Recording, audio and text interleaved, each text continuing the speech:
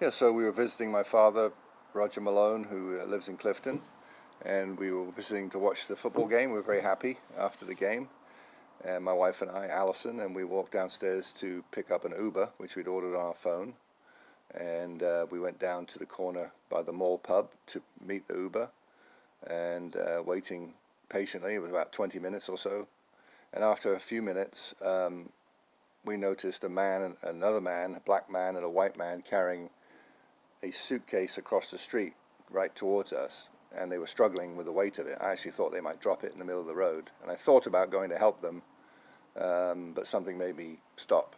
And so they came over and they put the suitcase right by our feet, and I said to them at that time, I said, "That looks really heavy. What have you got in there? A body?" Jokingly, like you do, you know. And we were feeling good, happy, so I made a joke, and they didn't reply.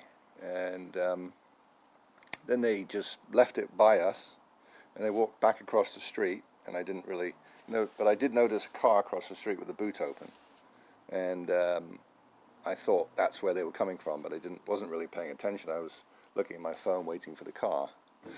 And then they came back across the street with a third person, which was a female, about the same age, 25 to 35, white female, blonde hair, with a ponytail. And she must have heard what I said, because she said, "These are the heaviest suitcases I've ever lifted. I suppose there could be a body in there." And so, but she seemed like she was helping them lift it, and all three of them were struggling with it. And so our theory is that maybe there was something else in there, to provide extra ballast should they throw it off the bridge.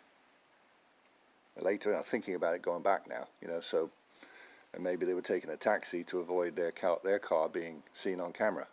And the next day, we didn't really think about it at that point, and then the next day we came to pick Dad up to go golfing, crossed the bridge, drove up to the bridge, and the bridge was closed with all police all around. And I said, "Oh, we're going to have to, the bridge is closed, Dad." And Dad said, "Oh, I just heard about 2 suitcases that were found on the bridge last night with body parts in them." And we stopped, and I immediately stopped, and I looked at Allison, and we looked at each other, and we went, "You don't think that was those people from last night, do you?"